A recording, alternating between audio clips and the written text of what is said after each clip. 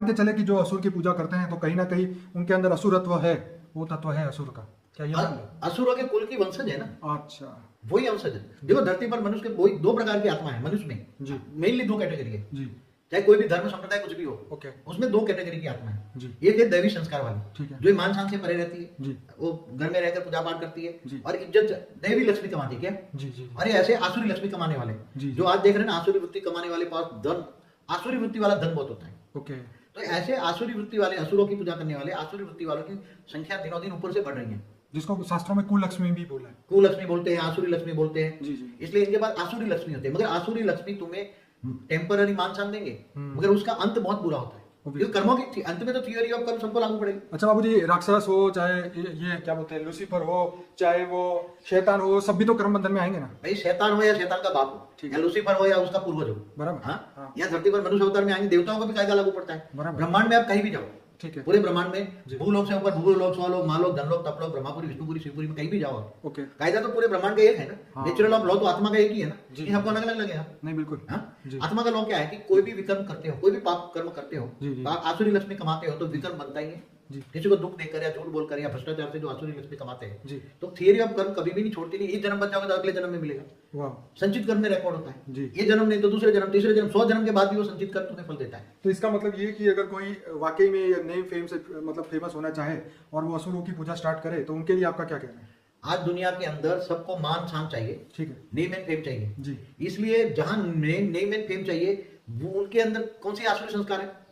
जिनके अंदर अहंकार है, हाँ। रावण जैसा। जी, काम क्रोध लोभ अहंकार। हाँ, तो 5 विकार है। जी तो विकारों वाली आत्मा, आसुरी संस्कार वाली आत्मा, ये आसुरी वृत्ति जी। और और आसुरी कुल की है। किसकी है? आसुरी को। आसुरी कुल की है, तो वो असुरों की ही पूजा करेंगे ना। हाँ। वो कभी देवता है, कुल ही उसका कुल ही है। ओके। उसके वंशज, उसके पूर्वज ही असुर थे। जी। वो पूर्वज उसके भाई असुर, हम्म। महिषासुर है, रावण है, जो भी पहले कई असुर हुए ना, हाँ हाँ बहुत बड़े बड़े असुर हुए। देवासुर संग्राम देखो। जी। और जिनके देवता ऊपर से देवता नीचे कुल में आए हैं, मनुष्य बने हैं, तो वो कभी इन सब, तो देवासुर संग्राम धरती पर नहीं। ये युद्ध किस लिए होते हैं?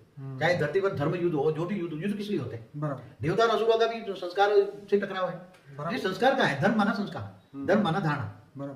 तो ये है, आजकल सत्य है, ये झूठ नहीं है। ओके। चाहे चर्च बनाए, चाहे उसके मंदिर बनाए, देखते हो ना, नहीं है है। मंदिरों के नहीं है। जी। रावण की पूजा नहीं करते, करते। ऐसे कई असुरों की पूजा हो रही होगी। वो जानवरों जैसा मुंह बनाते हैं, बकरा जैसा मुंह बनाए, या जी, हाँ? जी। या ड्रैगन की भी पूजा करते होंगे, नहीं करते? बिल्कुल करते हैं। तो हर जगह है, धरती पर है, मगर वो कहां से आए हम्म। ये देखना जरूरी है। उसका मूल कहां है, जी जी। उसका वंश कहां से आया, वंशज कहां है, उसके पूर्वज कौन थे? तो उसके पूर्वज ऊपर से आए, कोई नीचे से आए, पाताल लोक से आए, कोई देवी। तो बाबूजी, ये लोग जो बुरे कर्म करते हैं और तो ये लोग क्यों 84 लाख योनि में नहीं जाते? एक्चुअली क्या होता है, जी। ये सब जानवर बन जाते तो शांति हो जाती ना? जानवर भी बन जाते हैं, ऐसा बात नहीं, मगर वो ज्यादातर असुर क्या करते हैं, पाप कर्म भी कर लेते हैं, फिर बाद में ये तपस्या करके ब्रह्मा या शंकर से वरदान पा लेते हैं। ठीक है। बड़े बड़े असुर भी, उन्होंने शंकर से बहुत वरदान पाए, ब्रह्मा से वरदान पाए। जी। इसलिए फिर ये दोबारा मनुष्य बन जाते हैं, रिबॉर्न होते रहते हैं, रिबॉर्न होते रहते हैं, कई जन्मों तक वो मनुष्य जानवर योनि में या 84 लाख योनि में कम जाते हैं। ओके। पाप कर्म करते हैं, मगर फिर तपस्या भी करते हैं। ओके। इसलिए ये, और देवता तपस्या नहीं करते। ओके। देवता भोग भोग विलास में, तीसरे लोक में, इंद्र लोक में, देवता भी धीरे धीरे असुरों के कनेक्शन में आ जाता है। जी। तो कई देवता असुर कुल में जन्म भी लेते हैं ना। हाँ जैसे प्रहलाद ने असुर कुल में जन्म लिया। हाँ बिल्कुल। हाँ? हाँ तो ध्रुव ने भी जी। असुरों के कल वहां जन्म लिया, मतलब जो भी है। हाँ, वो हमारे आज शास्त्रों क्या में है, देवता और असुर कुल मिक्स हो गया है। ठीक है। असुर हो गया, देवता भी पैदा होते हैं, देवता हो गया, असुर पैदा होते हैं। आप देखो तो बाप एकदम अच्छा है, अच्छे संस्कार है, देवता ही संस्कार है, बिल्कुल और सही। बच्चा उसका देखो आसुरी वृत्ति वाला है। हाँ बिल्कुल। तो ये सब मिक्स हो गया ना अभी। अब उसको कैसे आप डिफाइन करोगे? जी जी। घर घर में आप देखो, घर घर में एक कोई 1% रावण है, कोई 99% रावण है। सही बात है। आप देखो संस्कार देखो, कोई 1% तो है ना। बाबूजी, आप बीच में कुछ मुझे बता रहे थे कि वो बलि बलि के बारे में कुछ। हाँ, राजा बलि हुआ। हाँ जी, ये जो सुतल, पाताल लोक में एक सुतल लोक होता है, ठीक है। तीसरा लोक है वो, अतल, वितल और सुतल। ठीक है। तीसरा लोक है उसका, बलि राजा असुर था, ओके। और उसने विष्णु की बहुत उपासना की जी। और उसने बहुत बड़ी तपस्या भी की थी। उसने बहुत बड़ा 100 यज्ञ करता है तो वो तीनों लोक का स्वामी बन जाता है, ऐसा शास्त्रों में लिखा है। बराबर। उसने बलि ने 99 यज्ञ पूरे किए। ओके। 100वां यज्ञ करने जा रहा था, हाँ। तब भगवान विष्णु ने वो अवतार धारण किया और फिर उसको उससे मांग लिया, तीन लोक मांग लिया, 3 पैर जमीन मांग ली। जी, वो जी। छोटे वामन अवतार हुआ उसका। हाँ। वामन अवतार जी। और फिर उसको सिर पे रख के पाताल लोक में उसको भेज दिया। जी जी जी। तो ये बड़े बड़े असुर भी हुए हैं ना। तो ये आज उसके ये असुर जाएंगे कहाँ, चाहे बलि हो चाहे रावण हो, रिबॉर्न होगा तो धरती पर मनुष्य रूप में आएंगे ना। बिल्कुल। जैसे देवता मनुष्य बन गए, ऐसे असुर भी मनुष्य हैं। तो दोनों ये धरती पर मनुष्य और देव ग्रुप में है दोनों, और बार बार तपस्या करते हैं ये लोग।